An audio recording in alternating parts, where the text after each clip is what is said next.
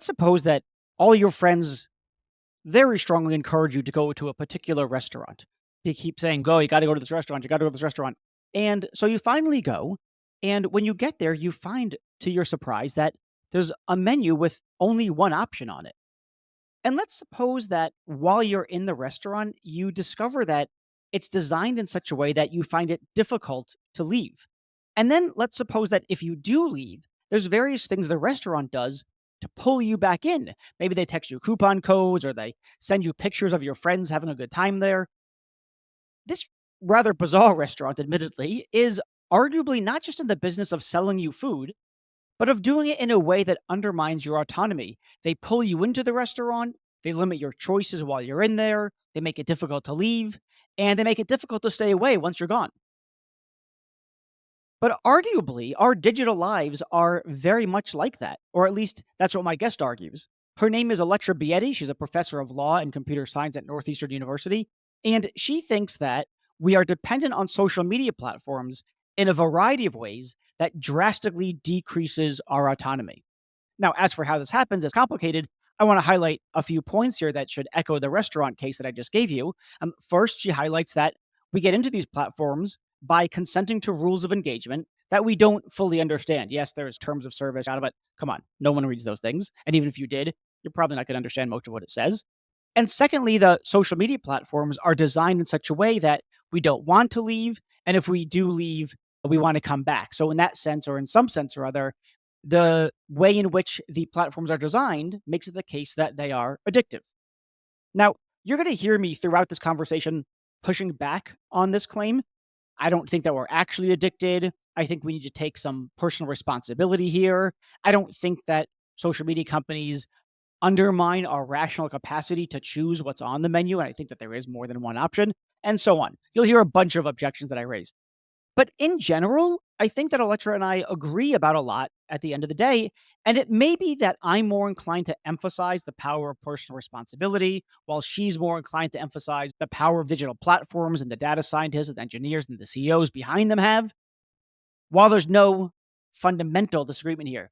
In fact, I think we both agree that it's worth addressing the question: how do we encourage, legally or culturally, social media platforms to increase versus decrease our autonomy?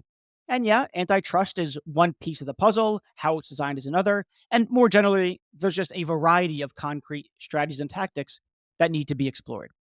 Okay, so that's what this episode is about. To what extent do social media platform companies undermine our autonomy? What can we do to make it the case that they don't undermine or decrease, but actually enhance or encourage our autonomy?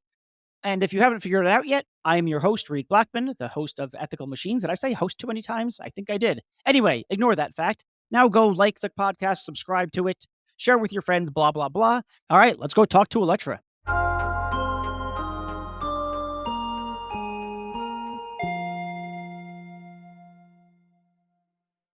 Electra, you've got this claim that I'm really interested in. And I've been wanting to talk to someone about this because there's lots of people who make a claim that's something along the lines of our autonomy is threatened online. And I'm not totally sure what that amounts to. Can you say a little bit about A, what you mean by autonomy, and then B, give us some ways in which you think it's undermined? Yeah, sure. So I think people talk about autonomy as a monolith, as something that's self explanatory, that's embedded in a liberal form of thinking or a liberal philosophy. And we all assume that we agree that autonomy is either there or it's not. And so, under this perspective, people start thinking about technology as a switch that turns autonomy on or off.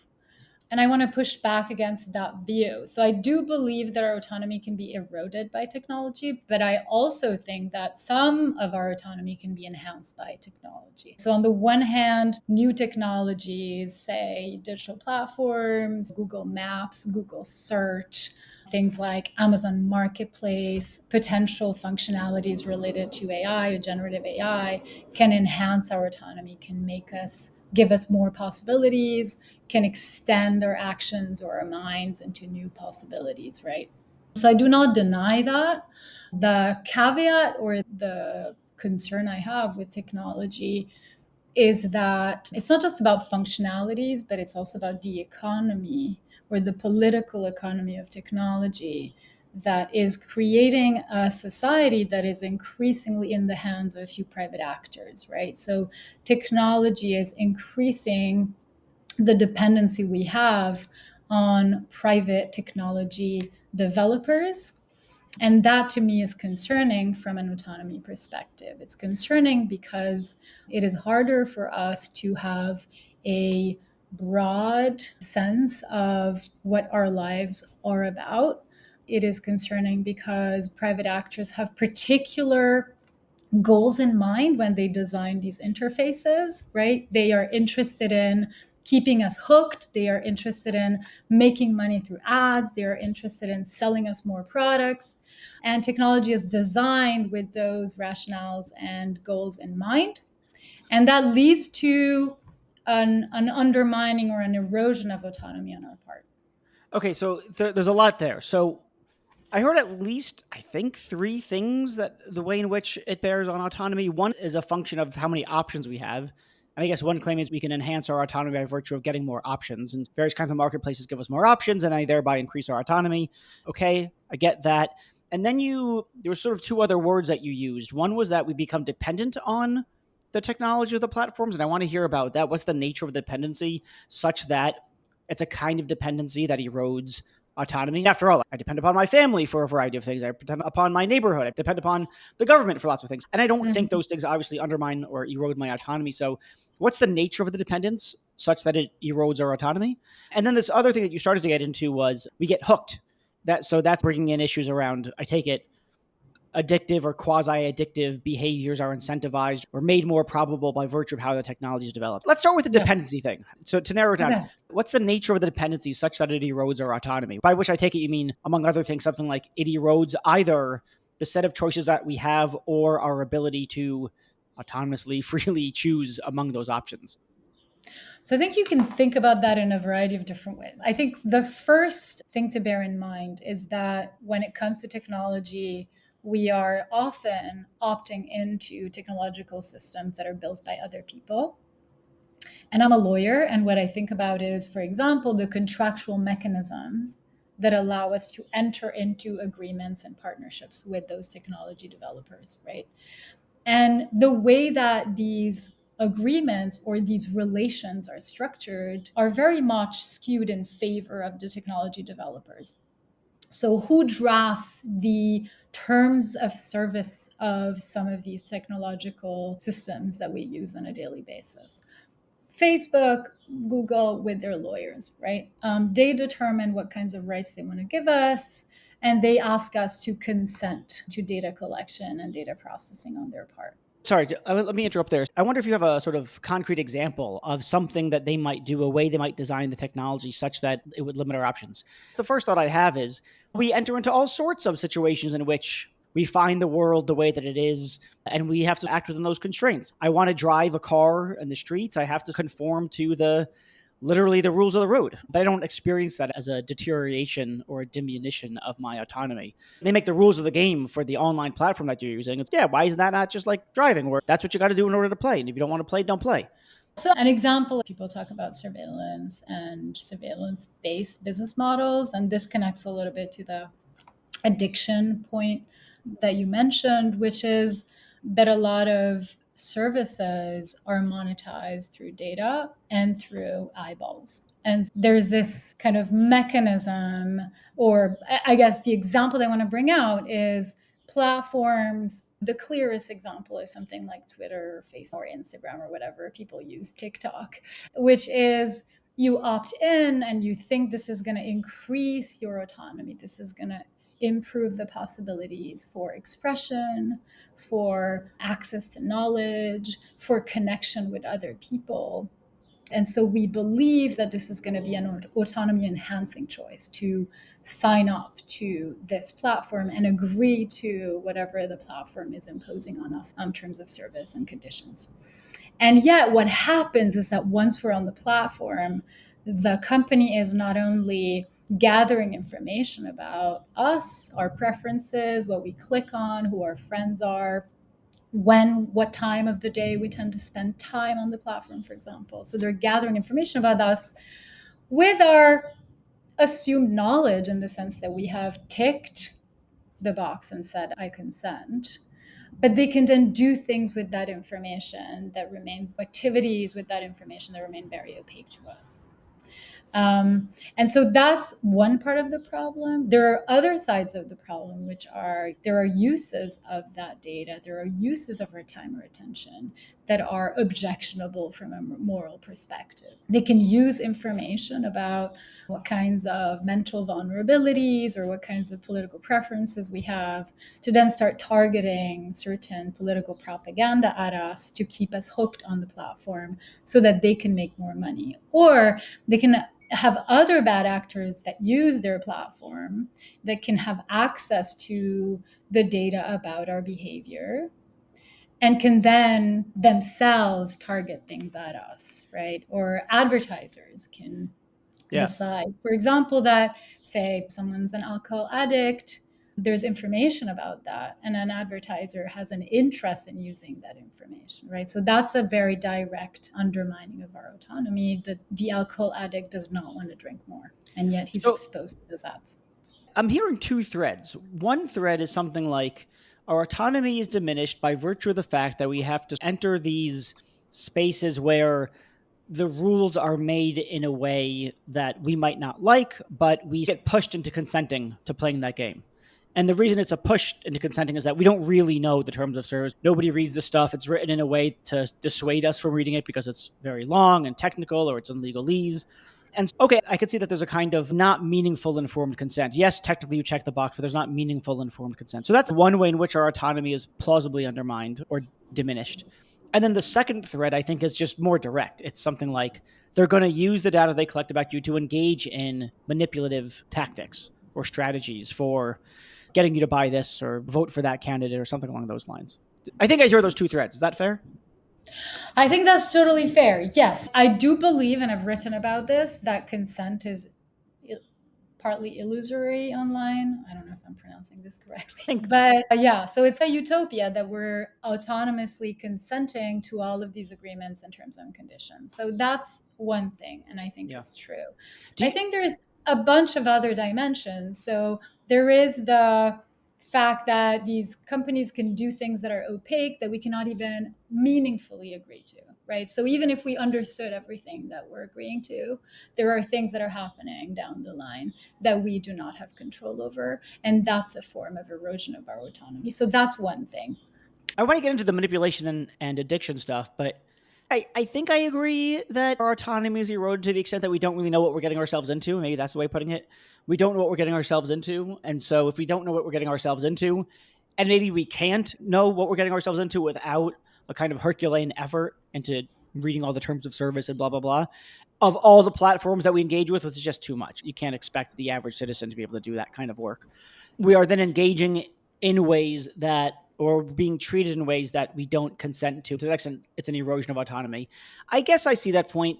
One thing is that number one, it doesn't strike me as a particularly egregious violation. Yeah, that sucks, but I'm not sure that I'm going to lose a lot of sleep over it. So, one question I have for you is should I be more worked up about it? And then, relatedly, maybe one reason why I'm not so worked up about it, and this sort of gets back to the example that I gave about driving on the street, but I could do it with engaging with any kind of large organization, especially there's all sorts of things that are going on in, I don't know, agriculture that affects the food that I eat. There's all sorts of things going on with, I don't know, consumer product protections and aviation and car. There's all sorts of stuff that's going on, decisions that they're making that I'm not privy to, that I'm certainly not going to take the time to learn about. Maybe in some sense, again, it's a decrease of my autonomy because I don't know what I'm getting myself into when I get into that car or onto that plane. But again, I was like, all right, yeah, in a perfect world where I had infinite knowledge of all the things that are going on and infinite time to look into it, yes, pure, unadulterated autonomy, I'd be fully informed of all the relevant things. But that's just not plausible. Maybe that's Yeah. one reason I'm not particularly worked up about it. I don't know. Do you think that there's something particularly egregious with regards to, let's say, online platforms? Yeah. So I think you raise a really important point, which is we live in a very complex world where nobody has full understanding of everything that's going on, right? And that's a very kind of Hayekian view of the world. Like we need situated knowledges to interact so that we can make society work. Yeah. And in that kind of context, it might be legitimate and justified to defer or to delegate some decisions about our technologies and technological ecosystems to certain experts that are computer scientists, tech companies, and they are best placed to take care of our interests in this space. So that's the argument Yeah. that you're perhaps putting forward. And I think there are various ways to either contest or enter into dialogue with that position. I think one big aspect, which I have not yet mentioned, but I think is actually quite key, is you were talking about rules of the road earlier, and I think there is a sense in which these tech companies are increasingly providing the rules of the road for contemporary society, right? So they are setting up what the public sphere looks like. They are facilitating our interactions with educators, with banks, with hospitals, with doctors, right? With pharmacies.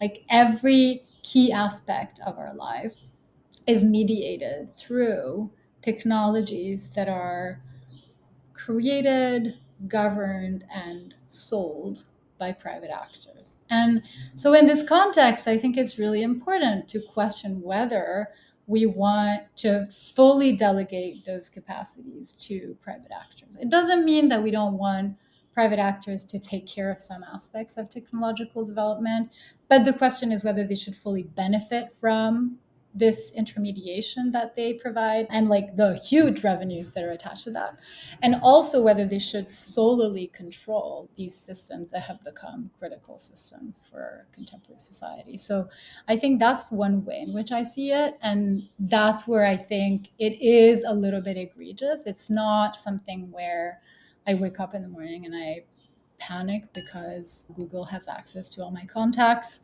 but it is something that at a macro level and in the long run concerns me because certain private actors, certain CEOs have increasing control over our lives in ways that we're seeing in our politics are not necessarily leading to good outcomes for people. Yeah, okay, that's a different kind of argument. I guess there the claim is something like because the technology is so embedded in how we do everything, from getting our kids to school to healthcare to financial services to whatever, the sort of the way that we live our lives on a daily basis is mediated by various kinds of platforms, which means that they have these platforms have increasing power. And to the extent that they have power over something like the shape of the world is the extent to which we lack it. And so our autonomy is decreased. So that's a way of thinking about autonomy as something like it's not just on a spectrum, it's a zero sum game where like it's a limited resource that gets distributed across individuals and entities. And the more that you give it to some entities, the more that you have to take it away from others. And in this case, you think, I take it, the large technology platforms are accruing more and more power. Where are they getting the power from? They're draining it from the individual citizens, something like that. Is that a fair picture? Is that your picture? So I don't know if that's exactly my picture, but I think it's an interesting picture Yeah. because one way to think about power is that it's relational. So it's something that you hold over someone else. Yeah. And the more power you have, the less power the other has. Yeah. And so there is a sense in which one could understand this erosion of autonomy as a progressive increase in the power that the intermediaries have over our lives, and therefore a progressive disempowering of our own ability to control where we go, Yeah. what we're doing, and all This that. might be And getting. that's something that a lot of attention scholars are thinking about. So, for example, Tristan Harris has written a bunch on this question, and there's this idea of the ability to just think about our lives, the ability to take some time off from the internet and just say, "Who am I? What am I doing in this world? What do I care about?" This is becoming increasingly hard for many of us because we're constantly followed by our phones. Yeah. Okay. I think that's a separate issue. There's an issue about the extent to which it's sort of that's the addiction point that you were making earlier, the being hooked point. But the other point I think bears on how we think about autonomy. And so maybe I want to set up two ways about how you might think about autonomy or something along those lines and see what you think. So I guess the way that I tend to think about autonomy is I, I suspect you might characterize it as overly narrow, and you might be right in that characterization. I tend to think about it something like, I don't know, do I have sufficient options to choose from? Is like the menu of options a reasonable set, or has been whittled down to nothing because someone has said you could have A or you can have B, or you could have eggs or you could have not eggs, and that's it, right? And that's a way I think of diminishing my freedom. And then I think about my freedom consisting in something like a rational capacity to think clearly and make a decision about whether I want eggs or I want, I don't know why I've gone for food because I used the word menu. Um, Whether I want to go in for eggs or a hamburger or whatever. And I take it that you could undermine my autonomy that way. I somehow by, I don't know, if I were less rational, if I were overcome with emotion or passion for eggs all of a sudden, I can't think clearly about all the benefits of hamburgers. This is an absurd example, but you see my point. It's my point is that when I think about autonomy, I think about it as a property of me and my capacities to act given the way that the world is. And I think that what you're painting a picture of reasonably is part of our autonomy is something like not being passive with respect to the world that we're given, or to keep up the menu metaphor, not being passive with respect to what shows up on the menu. And to the extent that, say, large corporations have complete control over what the menu is, that's a way of decreasing your autonomy. And Yes. that seems plausible. Yeah, so I think that's a very good characterization. And I would agree that there are these different degrees or shades or types of autonomy, which is precisely what I was trying to say at the start. We think of autonomy as either there or not there, but it's not exactly the way it works, right? Uh-huh. And so the number of options is one that I'd be interested in talking more about. And I think there are a lot of ways in which new forms of regulation and reforms, particularly in Europe, are emphasizing this idea of choice, more options online for consumers, but they're not necessarily giving us better option and better options or a better ability to affect those options. And so Mm-hmm. I think the question of how many options is really interesting. I think the question of rational capacity to make a choice is one that philosophers have emphasized for a long time. Sure, yeah. And I agree with you that what I do in my work is I try to highlight a third aspect of autonomy, which is the structural conditions for the exercise of autonomy.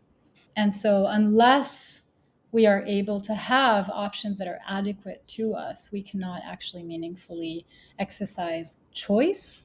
And we cannot be sure that the options we have are good options. And so, Okay. there needs to be a baseline over which we have some control. So I want to ask you a question on just that point. Maybe we're getting a bit too into the weeds for the audience. I don't know, but is the issue that the companies are not giving us the right kinds of options on the menu? Like either it's insufficient quantity or insufficient quality of options, or both. Is that the issue? Or is it that it's them giving it to us? So it doesn't matter the quantity, or the quantity, having the right kind of quantity and the kind of quality is not sufficient to support, enable, enhance our autonomy. It's also that we have to play a role in quantity and or quality of the menu, that we have to be authors of that as well, and it can't be just them.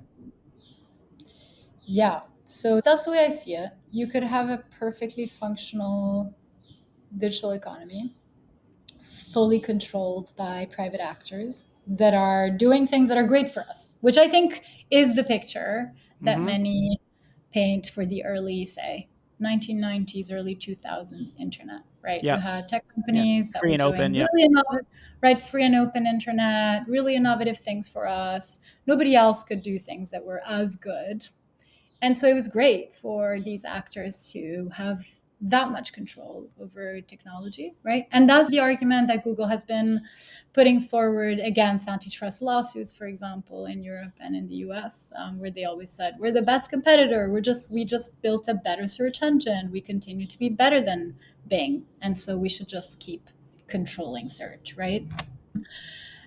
I guess yeah. So I think that's at some level you want to have privates develop technological capabilities because there are certain incentives in the market that make them or make markets well equipped to facilitate innovation.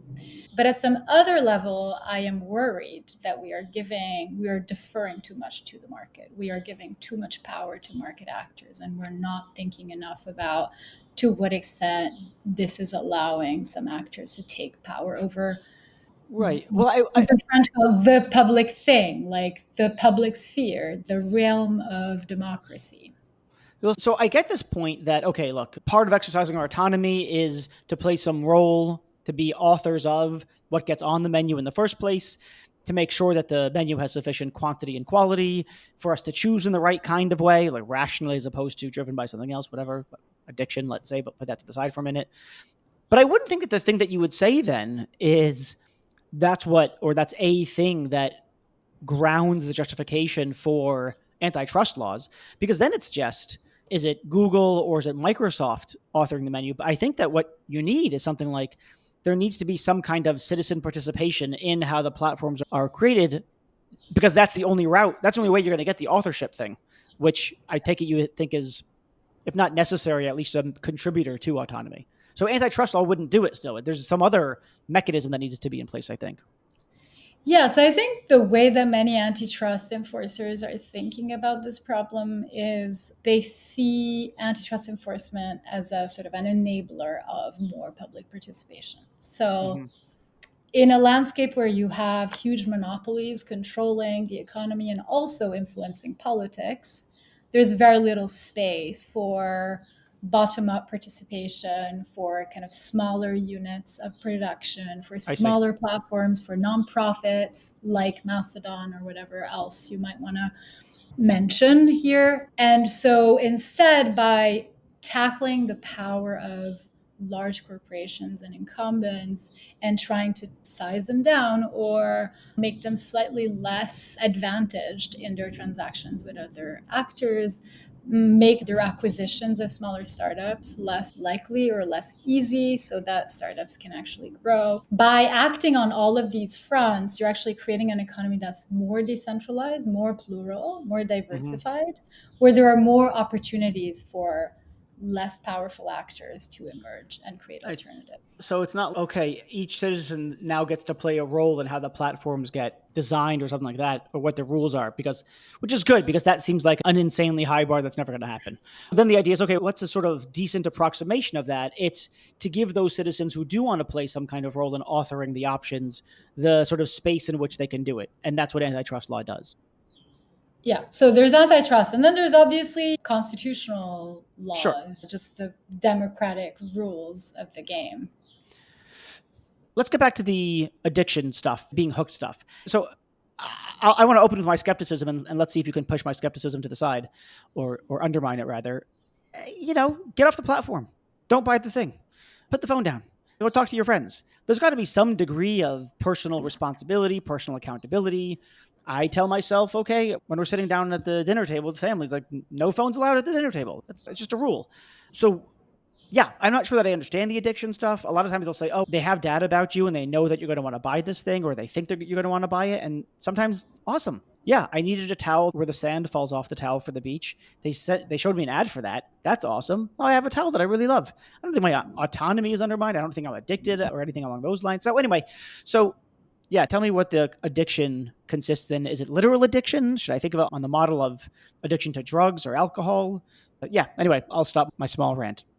Yeah, so I think there are so many ways of thinking about this. First of all, there's like a bunch of popular literature now, Jonathan Haidt, others, who are writing about, say, the crisis in teenage mental health, the fact that teenagers can't pay attention. There's a whole kind of flurry of legislation, particularly in red states right now in the US, but also in the UK and in other parts of the world, that is trying to tackle this problem of children spending too much time online, children accessing content that is harmful for them, and things like that. And that's very connected to the question of addiction and attention, because of course, when it comes to children, there's an argument from the question of autonomy that can be made about children not having that much control over their mental processes and rational processes. And so it's harder for them to escape this technological ecosystem. And so Mhm. I think that kind of plays into this question of autonomy, because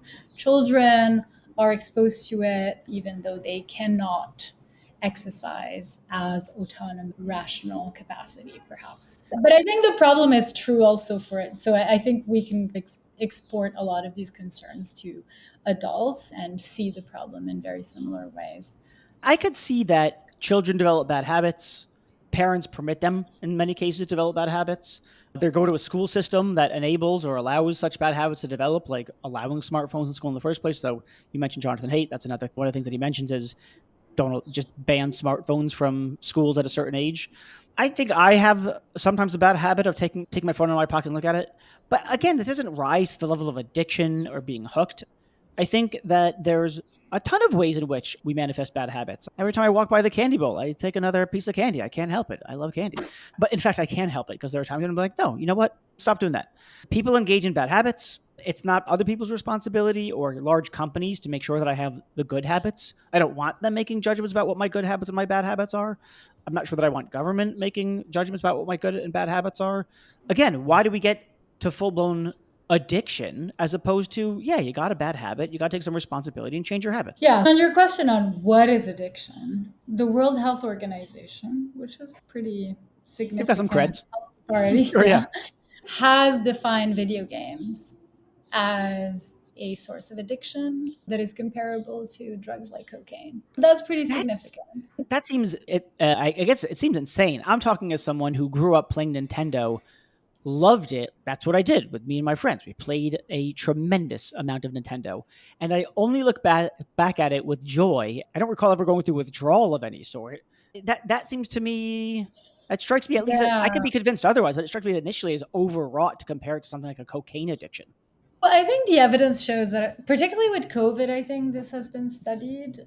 But I think there's a big correlation now between teenagers being very lonely and teenagers using technology far too much, right? And it depends, I think, That yeah, on women and men use technology very differently. For example, for video games, there might be a prevalence of males, but females might use social media and kind of panic over their bodily image and spend a lot more time, say, liking other people's posts. And so there's just different ways in which this kind of isolation leads to overuse of technology. And there is a parallel real life phenomenon that is that children and teenagers and adults talk to each other less on the street, right? And talk to each other less at school because they're all looking at their phones all the time. two. Yeah. Oh, sorry. Go ahead. Yeah. So it goes together. So I think that this trend toward increasingly being hooked or increasing dependency on your technologies, which we could call addiction, although addiction is a strong word, I agree,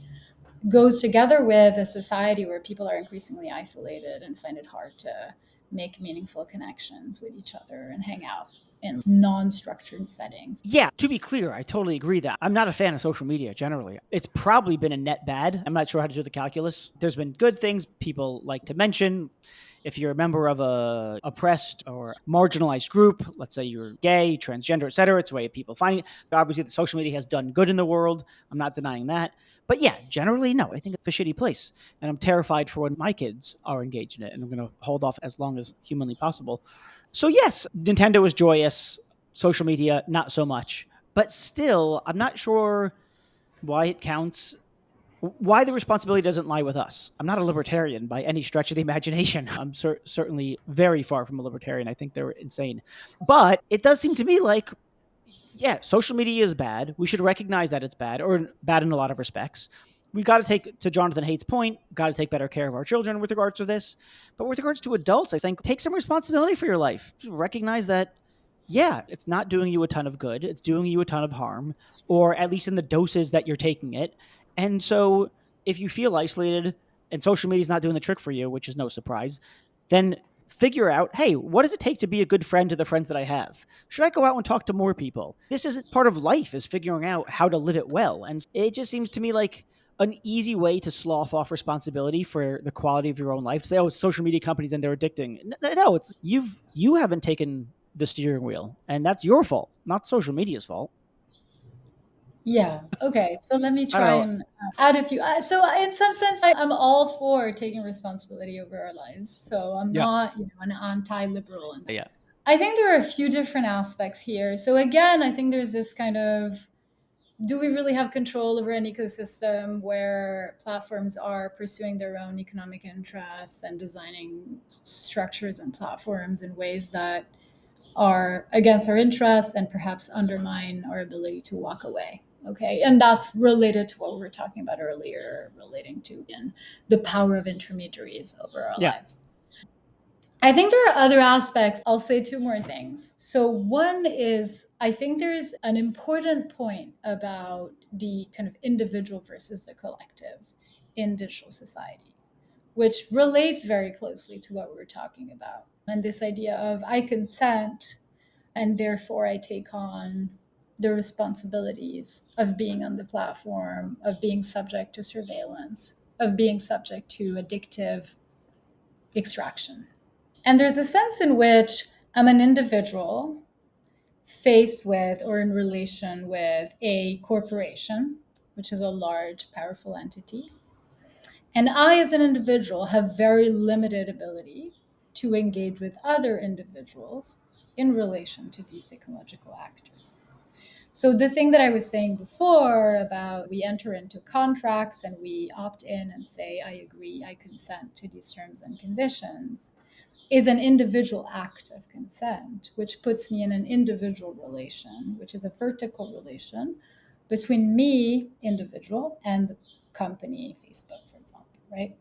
But on the platform Facebook, if Facebook decided to create an ecosystem and an interface where I cannot interact with anybody else, or I cannot really know what other people are doing, or I cannot engage in, say, self determination with others and try to change the rules of the game on Facebook. Facebook can do that, right? So Facebook can design an interface that makes it really hard for me to be an individual among a collective and can isolate me further and further.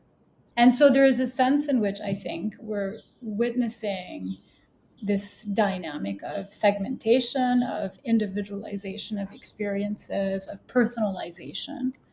And there's an erosion of our capacity to engage with others in meaningful offline activities, and also an inability to engage together online because the online experience is controlled by actors who don't necessarily have an interest in us engaging with each other in meaningful ways that are not profitable to them. So that's one of the 2 points that I wanted to make, which is this kind of move from the collective to the individual, or this overemphasis of the individual in thinking about our autonomy and how hooked we might be and how we might get out or how we might be masters of our own choices. And then I think a second aspect that is important to mention is one way that people make the argument that you've just made, Reed, which is we have control over our choices. We can opt out of these addictive platforms. We can put our phones down and say ban them from the dinner table. Many arguments around that have been paired with there are tools that can help you manage your online experience better. There are tools that make your screen less attractive by removing colors or other things like that. And the scary part about those tools, which are supposed to empower us and give us more autonomy, is that in fact, they're either developed by the very companies that want to keep us hooked, or they're monetized by productivity app companies or other actors, data analytics companies, that are basically capturing, collecting information about how we use the internet and how we surf and what our vulnerabilities are, and then selling that data and that information about how we behave online to surveillance actors that then, or companies like Facebook, that then keep us hooked on the internet. So the tools that we use to protect us from addictive propensities or from being hooked to specific websites or to specific technologies are then used to keep us more hooked. So that kind of illustrates the ecosystem where we don't really have control over the types of choices we're making in the space. Okay, so a couple of things. I want to make sure that I have it right. I kind of want to think about this something like internal and external, almost at the level of the matrix. Internal to the system. So once you're on the platform, whatever it is, let's say it's a social media, a Facebook or whatever. Once you're on it, I understand the ways in which your autonomy might be decreased because your relations or your relationships or your interactions with other people on that platform, including your friends, are mediated by the rules that they make, and they can choose to slice and dice up relationships in whatever they want, showing you this friend's feed, but not that other person's feed, or whatever it is. So there's going to be ways in which it's not just like hanging out in the town square where there's lots of people. You're hanging out in a online town square where there's these sort of invisible rules of the road, and that's a way of decreasing autonomy. So I get that. That makes a lot of sense to me. And then the second piece is, do you have to enter the town? The argument that I was pushing earlier was you have to enter the town square to begin with, online or otherwise. And I take it your point is that there are things that they do while you're on the platform, while you are in the town square, to make it the case that once you leave, you're going to want to come back, or you're going to feel like you have to come back, or something along those lines. And that's the second way. So it's both, once you're in there, you're stuck, your autonomy is decreased. And when you get out, they've planted things in you when you were in to want to come back. Is that right? I think that's right. Yeah, absolutely. I I'm get, not a psychologist. I'm not a yeah, psychologist, but there are some specific psychological mechanisms with notifications and peaks of yeah, dopamine or adrenaline that yeah. with I, that sort of stuff. have it right. The notification thing is a good point. Yeah, there's surely ways that they can try to pull you back in. I don't know that we disagree, honestly. I think this is more a matter of emphasis than anything else. I agree that they can do various things to get you to want to come back online. They send you an email that's a discount. Your friend just posted such and such. So yeah, there are things that they can do to just pull you back into the matrix, so to speak. I also think you can turn your notifications off, and you can have rules, as it were, about when you use your phone and when you don't, whatever. And I think that the argument I would push back on is, and I think you were just speaking quickly. I don't think you think this, but tell me if I'm wrong. You said, and so we don't have control over our choices. But to your earlier point, it's a matter of degrees. It's not on off. You don't have, it's not what the case that you have control or you don't. You've got some degree of control. And I take it your point is that the degree of control that you have is decreased both when you're in the online town square and when you're outside the online town square, because they've got ways of pulling you back in. It's not to say that they've got full control and that you have none. The thing that I was pushing earlier, it's not to say that you have complete control and they have none. It's somewhere in the middle. And then I take it the question, the more pragmatic and in some sense interesting question is, okay, given that it's sort of a scale or a seesaw, how do we increasingly tip things in favor of autonomy of the individual as opposed to autonomy and power of the corporation? Yeah, so I totally agree with your characterization. It's not an either or, it's the balance is slightly or significantly tilting towards less autonomy because of all these mechanisms that we've discussed. And so the question of how do we reacquire more control of our lives is a profound one that many people are thinking about. And it's hard. And the way that I answer this question generally is there's no one kind of silver bullet solution. So I do think that antitrust enforcement is an important tool or an important mechanism through which you can start disentrenching some of those concentrated forms of power. You can start diversifying dynamics in the market. You can start incentivizing new forms of innovation or bottom up alternatives. And so I'm all for antitrust. But obviously, I don't think antitrust is the end all. And then other things to particularly tackle this problem of addiction, I think, have to do with, first of all, perhaps imposing some design restrictions on the way that particularly consumer facing platforms are structured and designed. And those restrictions, Frances Haugen has been talking about many of those, slowing the time scales, making the scale of communication narrower, slowing down pace, for example, things like that.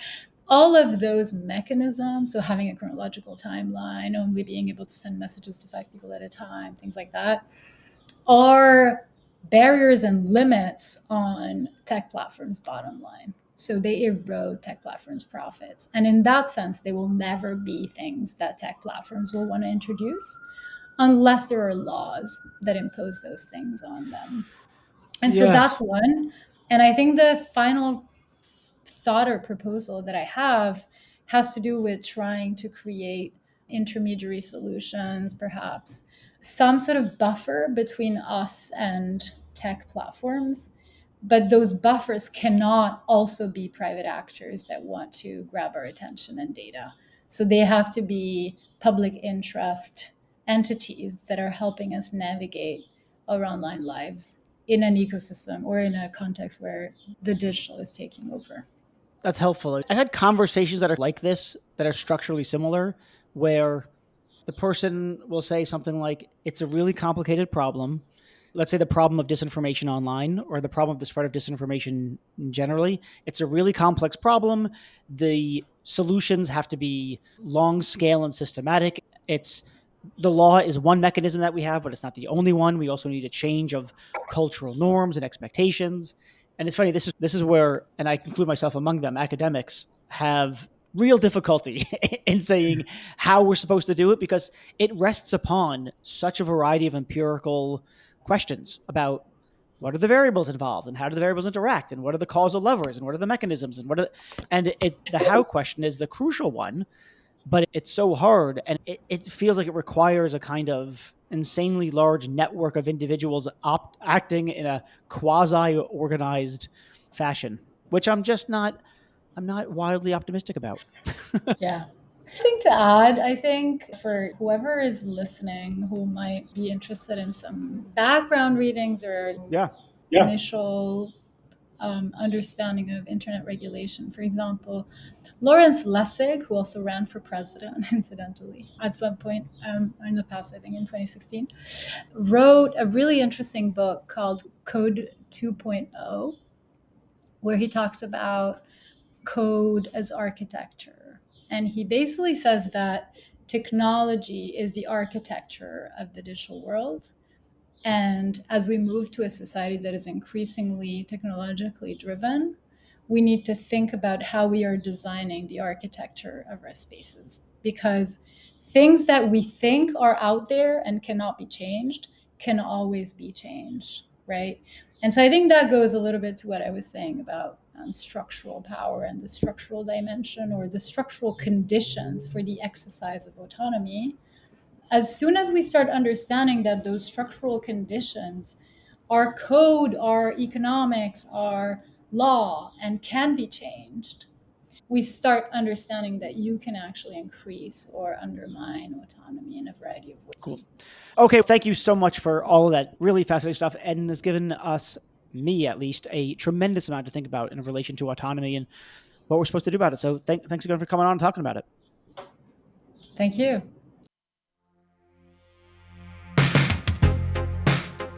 Thanks so much, everyone, for listening. And now let me thank the people who have made this podcast possible. So first of all, we have Delano Alexander. He's been with me since day one.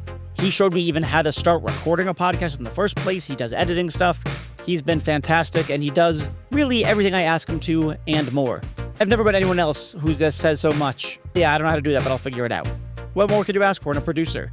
Next up, Jennifer Strong, my podcast guru. I don't know what else to call her. She just has advised me on how to design a podcast, how to grow it, and she's responsible for, if you like, this kind of season 2 relaunch and everything around it. So thank you to you, Jennifer. Next up, Meg Marco, responsible for all the excellent artwork. Before I did the artwork, I didn't really know what I was doing. We put it together. It worked well enough, but I think Meg really did a phenomenal job bringing everything together. Garrett Lang, sound engineer that I frankly don't deserve. He's just too good for this podcast. Don't tell him I said that, though. Next up, Benjamin Koltgen. He is a professor of philosophy who has helped me source guests, identify who's interesting, who has things to say, etc., etc. So without him, I wouldn't have anyone to talk to. And then finally, Ashley Wasilenko, who helps with all manner of administrative things, making sure that the podcast guests find their way to the podcast, can schedule the recording, get their bios and headshots, and really just keeping the show on the rails and me organized. Thanks to all of you. Really appreciate all your hard work.